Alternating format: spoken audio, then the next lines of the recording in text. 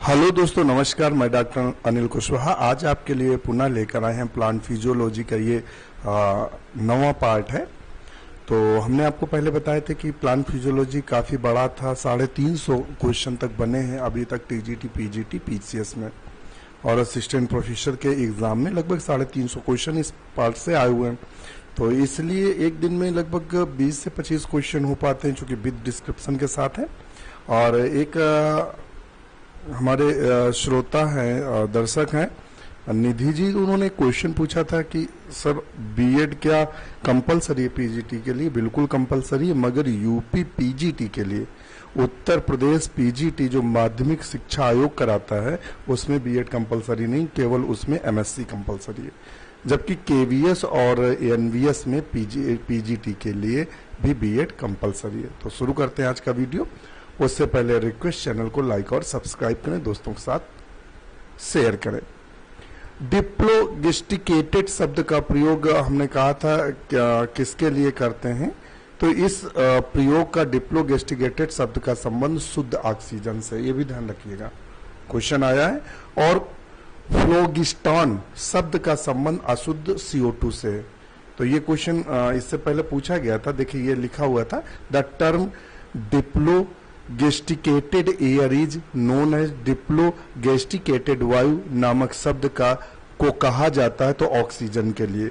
Carbon dioxide के लिए क्या दिया गया था, तो कार्बन डाइऑक्साइड के लिए फ्लोगिस्टॉन शब्द का प्रयोग किया गया है, जो अशुद्ध CO2 के लिए फ्लोगिस्टॉन शब्द का प्रयोग किया गया। डिप्लोगेस्टिकेटेड शब्द शुद्ध ऑक्सीजन के लिए है, तो समझ गए होंगे। और ये दोनों शब्द जो फ्लोगिस्टॉन और डिप्लोगेस्टिकेटेड है, ये जोसेफ प्रिस्टले नाम के वैज्ञानिक ने दिया था। किसने दिया था? Joseph Presley. तो दो चीजें यहां पता चली, इन दो शब्दों को किसने दिया? जोसेफ प्रिस्टले ने। फ्लोगिस्टॉन से मतलब क्या? अशुद्ध CO2 से। डिप्लोगेस्टिकेटेड से मतलब क्या है? शुद्ध ऑक्सीजन से। तो ये 3 क्वेश्चन यहां से तैयार हुए। The function of potassium hydroxide contained in the U-tube in determination of aerobic respiration is, oxygen की क्रिया की फिर से देखिए, ऑक्सीशोषण की क्रिया के प्रदर्शन में यू नली में रखे KOH का कार्य क्या है? तो इसका मुख्य कार्य क्या होता है? To absorb CO2 from the incoming air, जो बाहर से हवा आती है उससे वह CO2 को एब्जॉर्ब कर लेता है। तो ऑप्शन इसका ए सही है। विच of the following does not evolve oxygen, निम्न में से किसमें ऑक्सीजन नहीं निकलती है? तो बताइएगा किनमें ऑक्सीजन नहीं निकलेगी, तो ऑप्शन डी सही है। फोटोसिंथेटिक बैक्टीरिया में प्राय ऑक्सीजन नहीं निकलती है। देखिए ये हाइड्रोजन सल्फाइड जल की जगह यूज कर रहा है, तो ये सल्फर निकल रहा है। RQ of carbohydrate will be, तो 1 होता है। कितना होता है? 1।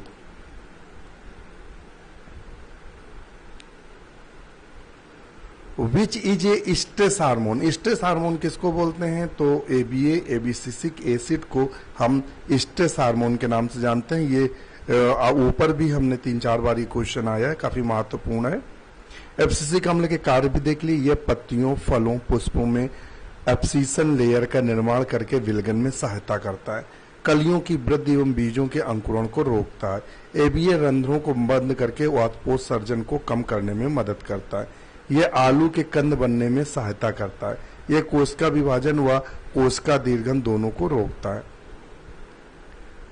The term photoperiodism was coined by, photoperiodism शब्द किसने क्वाइंड किया था? तो गर्नार और एलार्ड नाम के 2 वैज्ञानिक थे, इन्होंने किया था, जिसे दीप्तकालिकता के नाम से जानते हैं। गार्नर एलार्ड ने 1920 में दिया था। पौधों के फलने, फूलने, वृद्धि, प्रजनन, उनके भौगोलिक वितरण में प्रकाश अवधि का प्रभाव के बारे में उन्होंने बताया था। इनके आधार पर 3 तरह के पौधे होते हैं। लॉन्ग डे प्लांट, जिनको लंबा समय चाहिए दिन का, शॉर्ट डे प्लांट, जिनको कम समय चाहिए, और डे नेचुरल, जिन पे कोई असर नहीं आता है। तो मूली, गेहूं, चुकंदर लॉन्ग डे प्लांट है। छोटे शॉर्ट डे प्लांट सोयाबीन, तंबाकू हैं। और उदासीन में क्या है? कपास, मटर इत्यादि। नेक्स्ट क्वेश्चन है, the pre sowing low temperature treatment of seed is known as, बोने से पूर्व कम तापी बीजों की अभिक्रिया कहलाती है, तो स्टार्टिफिकेशन कहलाती है, वसंतीकरण कहलाती है, तो सी सही है। बोने से पूर्व कम तापी बीजों की अभिक्रिया वसंतीकरण कहलाती है। Metal ion involve in stomatal regulation, इन वो कौन सा है जो स्टोमेटल रेगुलेशन को कंट्रोल करता है, तो वो कौन सा है बताएगा, तो वो है पोटेशियम। स्टोमेटी नियमन यानी स्टोमेटल रेगुलेशन को लेविट ने 1974 के अनुसार पोटेशियम के द्वारा कोशिकाओं में प्रवेश तथा बाहर जाने से रंध्र खुलते और बंद होते हैं के बारे में बताया था। क्या पढ़ सकते हैं? The first stable product of photosynthesis is, प्रकाश संश्लेषण का प्रथम स्थायी उत्पाद क्या है, तो diphosphoglyceric acid. Diphosphoglyceric acid, phosphoglyceric acid, glyceraldehyde phosphate तो है फास्फोग्लिसरिक एसिड, पीजीए बोलते हैं। तो प्रकाश संश्लेषण प्रथम स्थायी उत्पाद फास्फोग्लिसरिक एसिड है जो C3 प्लांट में। C4 प्लांट में कौन सा होता है? ऑक्सैलोएस्टिक एसिड, ध्यान रखिएगा। The most effective wavelength of visual light in photosynthesis is, प्रकाश संश्लेषण में दृश्य प्रकाश प्रभावी तरंग दैर्घ्य है, तो सबसे प्रभावी तरंग दैर्घ्य रेड है। उसके बाद आपका आता है ब्लू और सबसे कम ग्रीन में, ध्यान रखिएगा। Sun energy brings which of the following function at pigment system second, pigment system second में सूर्य का प्रकाश किस कार्य को करता है, तो सूर्य का प्रकाश का मुख्य कार्य है एक्टिवेशन ऑफ क्लोरोफिल मॉलिक्यूल्स, तो ऑप्शन डी सही होना चाहिए इसका। वैसे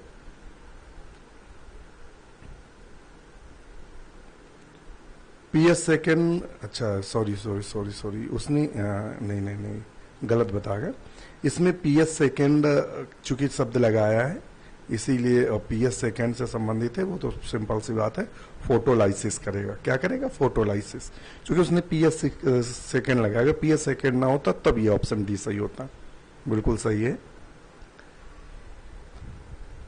कंसीडर द फॉलोइंग इवेंट्स, निम्नलिखित घटनाओं पर विचार कीजिए। पर्णहरित की उत्तेजना, लाइट एब्जॉर्प्शन, ट्रांसफर इलेक्ट्रॉन स्थानांतरण, सिंथेसिस ऑफ एटीपी। प्रकाश संश्लेषण में इन घटनाओं का सही अनुक्रम क्या है, तो प्रकाश का अवशोषण होता है, फिर क्लोरोफिल, वही अभी बताया था कि प्रकाश के अवशोषण से क्या होता है, पर्णहरित उत्तेजित होता है, फिर इलेक्ट्रॉन का ट्रांसफर होता है, फिर सिंथेसिस ऑफ एटीपी होता है। तो BACD ऑप्शन सही होगा इसका क्रम। During aerobic respiration the substrate level phosphorylation take place, वायवीय श्वसन के दौरान सबस्ट्रेट स्तर फास्फोरिलीकरण होता है केवल कोशिका द्रव में, केवल माइटोकांड्रिया में, और कोशिका द्रव तथा माइटोकांड्रिया में, कोशिका द्रव तथा गोल्जी बॉडी में। तो इसका ऑप्शन सी सही है, कोशिका द्रव तथा माइटोकांड्रिया में।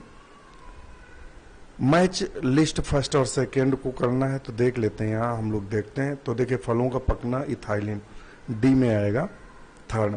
साइटोकाइनिन सेल डिवीजन से संबंधित है, एपिकल डोमिनेंस इससे संबंधित है, और जिब्रेलिन जो संबंधित है वो बी से संबंधित है, बी संबंधित है पण विवर्धन इंटरनोड इलोंगेशन से। तो ये क्रम इनका है सही। नेक्स्ट क्वेश्चन है, mitochondrial morphology is maintained by the balancing the active absorption of water and active secretion by the mitochondrion, hence mitochondria are likely to swell in the presence of, पानी के सक्रिय अवशोषण तथा माइटोकांड्रिया द्वारा हुए सक्रिय श्रवण के संतुलन में माइटोकांड्रिया का आकार बना रहता था। निम्न में से किसकी उपस्थिति माइटोकांड्रिया में शोध ला सकती है, तो ऑप्शन इसका बी सही है, हाइपोटोनिक सॉल्यूशन। पानी के सक्रिय अवशोषण तथा माइटोकांड्रिया द्वारा हुए सक्रिय श्रावण के संतुलन से माइटोकांड्रिया का आकार बना रहता है। अतः हाइपरटोनिक सॉल्यूशन की उपस्थिति में माइटोकांड्रिया फूल सकती है। एटीपी विस्तारित रूप में एडेनोसिन ट्राइफॉस्फेट है। यह एक उच्च एटीपी के बारे में बता रहा है, ये एक उच्च एनर्जी वाला पदार्थ है या मॉलिक्यूल्स है। Rapid and irreversible cell elongation occur commonly in the plant but not in animal. This difference is due to कोशिका में तेज अनुत्क्रमणी विवर्धन पौधों में आमतौर से होता है किंतु प्राणियों में नहीं। इस भिन्नता का कारण है, तो बताइएगा इस भिन्नता का कारण क्या है। तो इसका जो ऑप्शन सही होगा वो डी, क्योंकि इनमें क्या पाया जाता है, इनमें पाया जाता है वैक्यूल। वैक्यूल में ल्यूकोप्लास्ट ज्यादा हो गया, बड़ी हो जाएगी, थोड़ा कम हो गया तो कोशिका छोटी हो जाएगी, जबकि मनुष्य में ऐसा नहीं है। Vernalization is use to the overcome chemical dormancy in seed, the temperature range use for the purpose, तो उसमें हम 0 से लेकर 4 डिग्री सेंटीग्रेड का प्रयोग करते हैं। Certain pigment regulate the processes of the photoperiodism. The pigment exists in 2 interconvertible forms opening at 2 different wavelength of light. तो इसका सही ऑप्शन क्या होगा, सी, फाइटोक्रोम। फाइटोक्रोम एक प्रकार का वर्णक है जो पौधों में पाया जाता है। यह प्रदीप्त काल की अनुक्रिया में प्रकाश और शोषण संबंधित है। फाइटोक्रोम 2 अंतरा परिवर्तनीय अवस्थाएं रहती हैं, P600 और P730, यानी PR और PFR, ये दोनों एक दूसरे में कन्वर्ट होती रहती हैं। The plastid that give fruits and flower their orange and yellow colours, तो क्या होता है, क्रोमोप्लास्ट होगा। क्या होगा, क्रोमोप्लास्ट।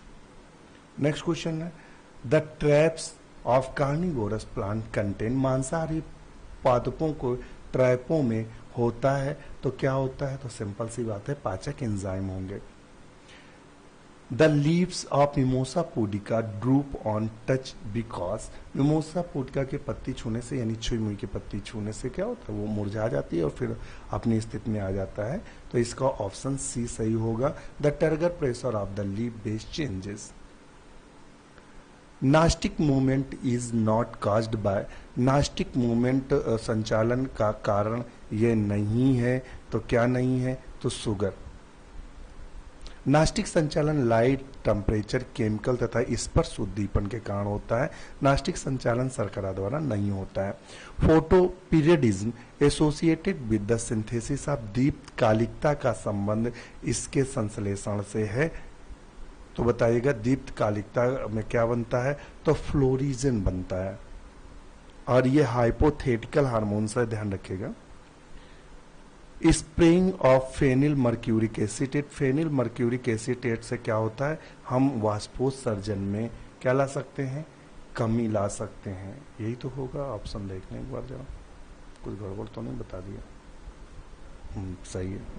फेनिल मर्क्यूरिक एसिटेट के छिड़काव करने से वाष्पोत्सर्जन दर में कमी होती है। इसके अलावा एब्सिसिक अम्ल एस्पिरिन आदि के छिड़काव से भी कमी आती है। The first step of photosynthesis is, photosynthesis का पहला स्टेप क्या है, तो क्या है, फॉर्मेशन ऑफ एटीपी, और प्रकाश के एक फोटोन द्वारा क्लोरोफिल के एक इलेक्ट्रॉन का उत्तेजन, तो या फोटोलाइसिस ऑफ वाटर, तो प्रकाश संश्लेष पहला कदम प्रकाश के एक फोटोन से क्लोरोफिल के एक इलेक्ट्रॉन का उत्तेजन है। The first process by which water gets into the seed coat when a seed placed in the suitable situation of germination, तो उसे क्या बोलते हैं, इम्बिबिएशन बोलते हैं। इम्बिबिएशन में बहुत ताकत होती है। ये क्या होता है कि सीमेंट की परत को भी तोड़ सकता है। देखना, कुछ पौधे ऐसे होते हैं कि सीमेंट की परत को तोड़ के निकल आते हैं। Agent organ is the herbicide that contain synthesis, कर्मक अंग एक शाकनाशी है जिसमें होता है सिंथेटिक ऑक्सिन। क्या होता है, ऑक्सिन। 2,4-D नाम सुना होगा। और which of the following pigment is soluble in water, तो एंथोसाइनिन एक ऐसा है जो पानी में घुलनशील होता है। The pulse crop is grown between 2 cereal crop, the कंपोनेस्ट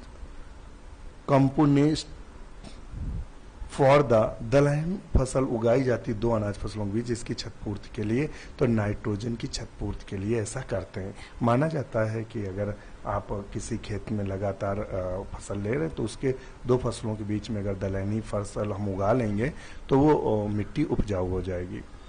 daily movement of leaves is example of, पत्तियों की दैनिक गति उदाहरण है, तो किसका है, तो वो है किसका, सर्केडियन रिदम। पत्तियों की दैनिक गति उदाहरण सर्केडियम रिदम का संबंधित है। Respiratory quotient is not less than 1 in, तो वो कार्बोहाइड्रेट का 1 से कम नहीं होता है। 2,4-D इज सिंथेटिक ऑक्सीजन है। नेक्स्ट क्वेश्चन देख लेते हैं। गैसियस हार्मोन्स इनमें कौन सा है, तो गैसियस एक ही हार्मोन से इथाइलिन जो फल पकने में मदद करता है।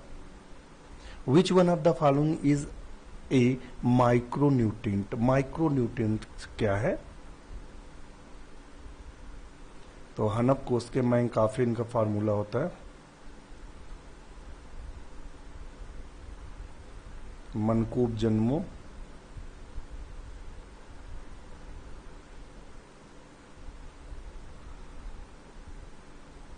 ये दिए हुए हैं। हमने इसका फार्मूला बताया था मनकूब जन्मों, मन को जन्मों, क्लोरीन सबसे ज्यादा ट्रेस में आता है, और इसका बताया था हनप कोष के, हनप कोष के ऐसे बनाया था मैंकाफे, ये फार्मूला हमने बनाया था जब मैं पढ़ रहा था। तो चलिए, which one of the following is micronutrient, तो माइक्रोन्यूट्रिएंट्स इसमें कौन है, तो इसमें से कौन सा है, कैल्शियम नहीं है, नाइट्रोजन, आयरन, आयरन है, क्या है, iron. Absorption of water by roots is increased when, जड़ों द्वारा जल का अवशोषण बढ़ाता है, जड़ों द्वारा जल का अवशोषण बढ़ता है। Absorption of water by roots in increased when, वाष्पोत्सर्जन जब ज्यादा होगी तो एब्जॉर्प्शन भी ज्यादा होगा। The most widely accepted theory for ascent of sap in tree, तो वो कौन सी थी, जॉली डिक्सन है, तो वो ऑप्शन बी सही है, जो सबसे ज्यादा मानी जाती है जॉली एंड डिक्सन की पोल थ्योरी है। Myrmecophily is a beneficial association between flowering plant and ants, तो ऑप्शन बी सही है। Fats in our body are formed when, हमारे सिर्फ वसे का निर्माण होता है जब शरीर में ग्लाइकोजन की मात्रा कम होती है, रक्त शर्करा का स्तर स्थायी हो जाता है, यकृत मांसपेशियां ग्लाइकोजन भंडारण पूर्ण हो जाता है, तो ऑप्शन यही सही है, यकृत और मांसपेशियों में ग्लाइकोजन का भंडारण पूर्ण हो जाता है। एटीपी क्या है, तो एटीपी उच्च ऊर्जा सहित फास्फेट बंधु का एक अणु है, तो ऑप्शन सी सही है इसका। वेसल्स डिफर फ्रॉम ट्रैकिट्स, वाहिका वाहिनियों से भिन्न होती हैं, तो किस पे बेस होती हैं, क्योंकि यह जल संवहन करती हैं। Two pigment system theory of photosynthesis was proposed by, तो टू पिगमेंट सिस्टम थ्योरी किसने प्रपोज किया था, ये कमेंट्स करके हमें बताएंगे। एक वीडियो और आएगा, उसके बाद आपका प्लांट फिजियोलॉजी खत्म हो जाएगा। इसके साथ नमस्कार।